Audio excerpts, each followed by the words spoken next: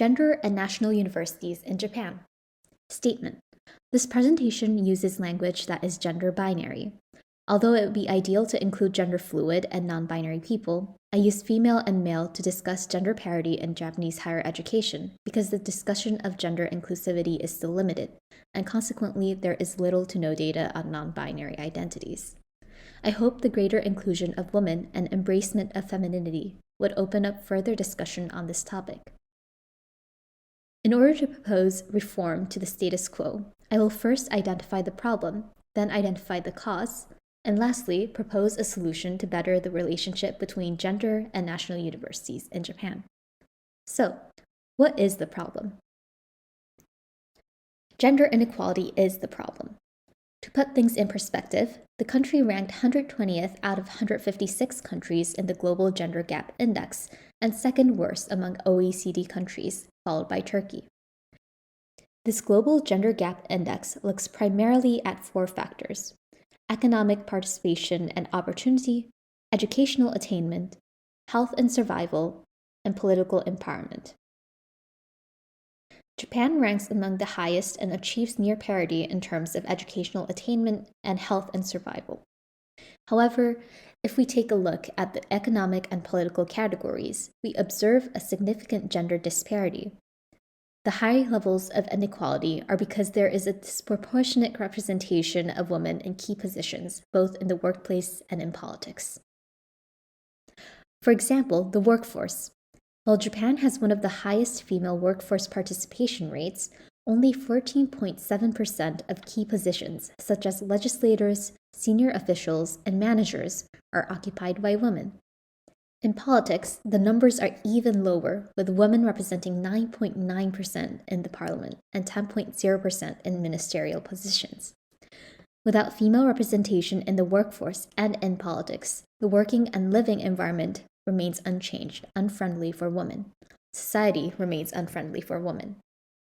While there are multiple factors contributing to this gender disparity like culture and values, I argue that one significant factor contributing to this gender disparity in key roles, especially in politics, is higher education. While the Global Gender Gap Index has rated Japan's educational attainment relatively highly, the index takes into consideration only limited criteria of literacy rates and enrollment rates of primary, secondary, and tertiary education as a whole. This does not provide a full picture of the Japanese education system and its relation to politics. In order to get a fuller picture of the education system and its relation to politics, let's look at a specific case at the University of Tokyo, the most prestigious and highly ranked university in Japan.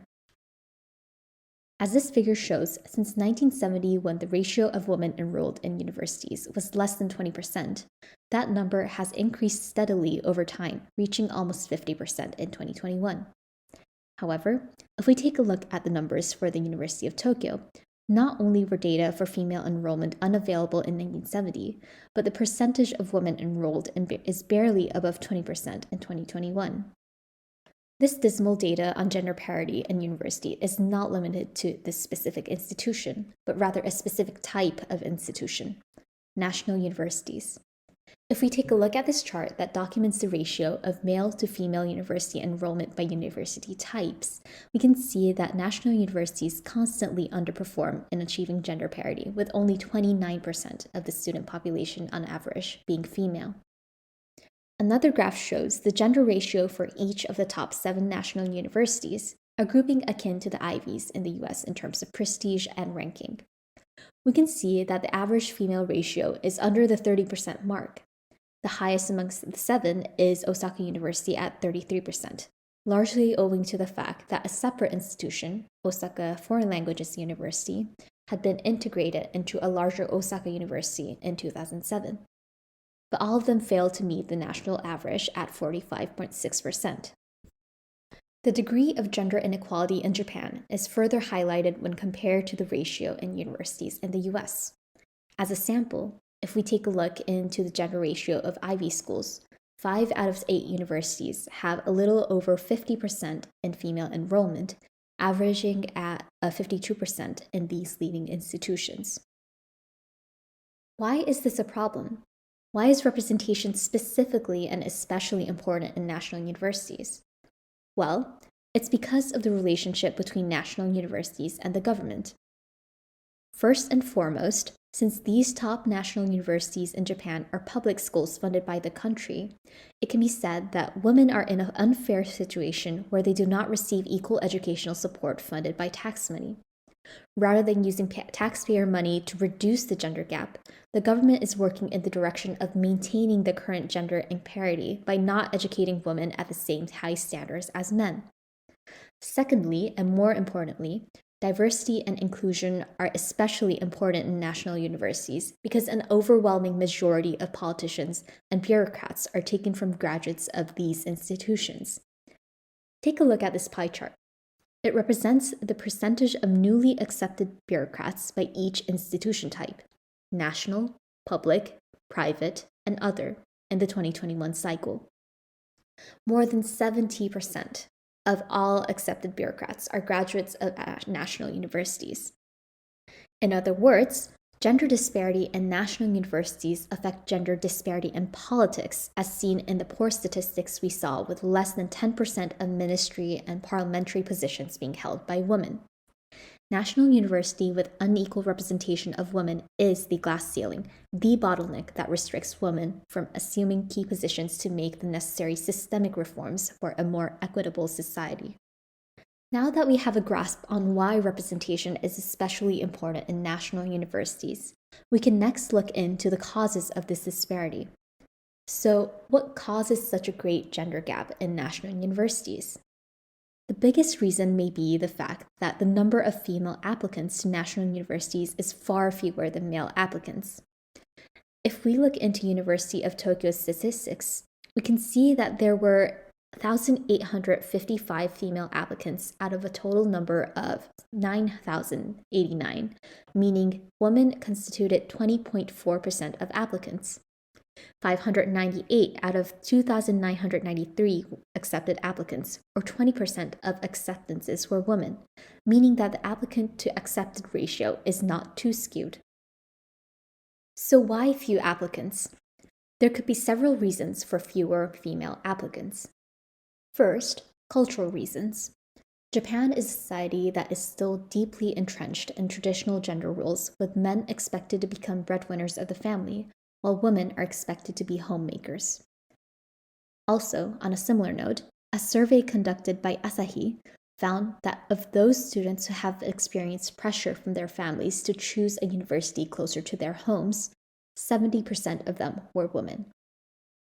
A second reason for the low number of female applicants is the unattractive academic environment for women. As shown in this graph on the gender ratio of faculty at the University of Tokyo, the female faculty ratio is even worse than the student ratio, meaning that models and mentors of women in higher education are scant and limited. Also, anecdotes from female students of the University of Tokyo have stated how difficult it is to socialize and make friends because of the scarcity of women on campus. A third reason is the unattractive environment for women beyond academics. Even if women succeed in receiving education at top universities, they face sexism in the workplace. Japan's gender gap in earnings is one of the worst among OECD countries, and women are expected to choose between their career and family. The fourth and last reason why there might be fewer female applicants is what is termed the confidence gap. This refers to the phenomenon in which men tend to be risk-taking and women risk-averse when vying for competitive positions. A Hewlett-Packard internal report found that men apply for a job or promotion when they meet only 60% of the qualification, but women apply only if they meet 100% of them. What doomed them was not their actual ability, but rather the decision not to try. This is already a disheartening statistic in a research that was conducted in the US. Although I could not find similar studies conducted in Japan, in a culture where women are taught that humility is virtue and are preferred to stay behind the scenes, it is possible that the confidence gap is even wider. Looking at the relation between the cause and the phenomena of the small number of female applicants, it becomes a question of the chicken and the egg. It could be said that women are culturally discouraged to pursue rigor in higher education, so there are fewer women in higher education. Or vice versa, that there are fewer women in higher education because there is no culture that encourages women to be in higher education. Similarly, it could be stated that an unattractive environment for women causes fewer women to be in academia, or vice versa, fewer women in academia makes an even more unattractive environment for women.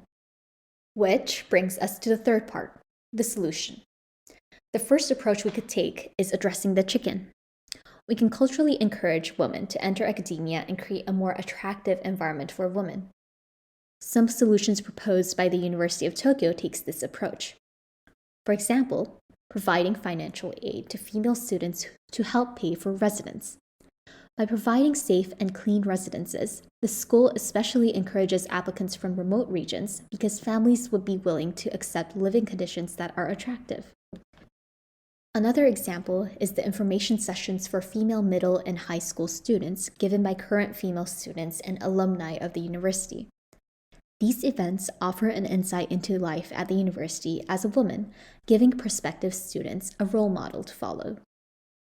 That being said, addressing the chicken necessitates psychological or even cultural change, which could be slow and ineffective at times.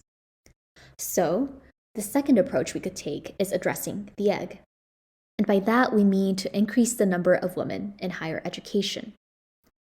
Compared to the chicken approach, this method would be faster to implement in terms of policy reform. Specifically, I believe there are two parts necessary for increasing the number of women in national universities: affirmative action and holistic applications. As mentioned before, experimental evidence shows that women and men take different actions when entering into a competitive environment, resulting in the confidence gap, in which high-performing women choose not to enter into competitions and opportunities, hurting their chances for further advancement. According to a peer-reviewed research published by Management Science, after gender quotas were introduced, women's propensity to enter into potentially more lucrative, competitive environments increased. With affirmative action, reserving one of the two winner positions for the highest performing woman, women's willingness to compete increased by 25 percentage points, while men's willingness to compete decreased by 9 percentage points. This nearly closes the gender gap, with 61% of men and 56% of women opting in.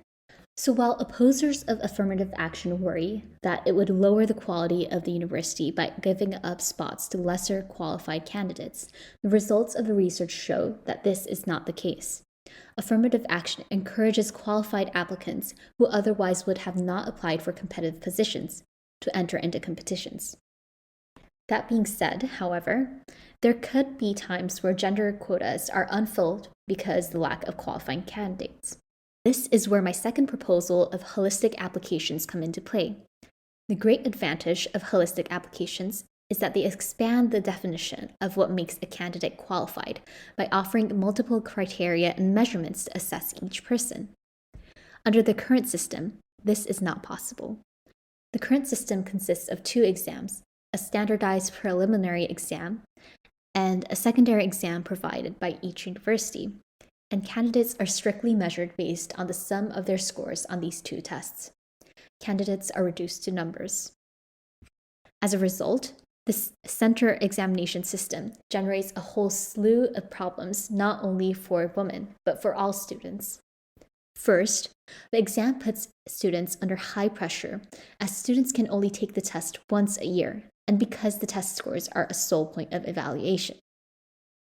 Research has found that this puts a significant toll on students' mental health, and that 50% of ronginsei, or students who fail the test and have to study another year to retake the test, had depression, and about 20% of them had severe cases of depression.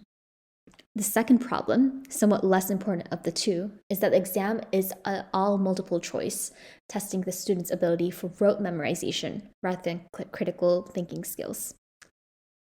The Ministry of Education, Culture, Sports, Science, and Technology, or MEXT, had introduced a new reform of the university admission system called the Kyotsu Testo, starting this year.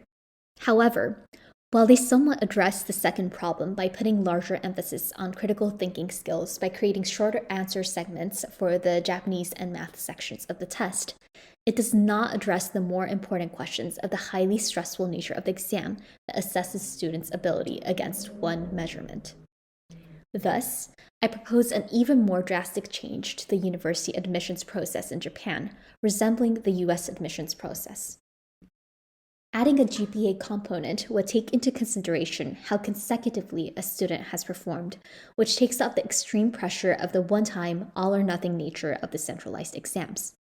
Essays and extracurricular activities could help assess students' talents like personality, artistic ability, or computer programming that cannot be measured by points. This would address the problem of not having enough candidates of qualifying scores that had arisen in affirmative action, because a holistic application would measure candidates in non-clear-cut ways. Together, affirmative action and holistic applications would increase the opportunity for women to enter higher educational institutions, reinforcing a positive feedback loop in which a greater female student population creates an environment that is more equitable and therefore more attractive for women. Furthermore, not only could this increase the number of female students, but it could also diversify academia by bringing people with different backgrounds, experiences, identities, skill sets, and interests together. Throughout this presentation, we took a quick survey of the state of gender parity in Japan. In the workforce and in politics, only a minuscule proportion of key positions are held by women, making reforms to achieve gender equity extremely difficult. I believe that creating diversity in academia, especially in the top national universities that produce graduates who go on to lead the country, would make reform for gender parity and inclusivity more plausible. In order to do so, there needs to be a systemic reform in the university admissions process so that it does not measure the diverse talents of diverse people against a single immovable standard. With academia, an intellectual hub buzzing with different and unique perspectives, it could create a foundation for a flexible, adaptable, and therefore stronger society that brings forth the maximum capacity of all people.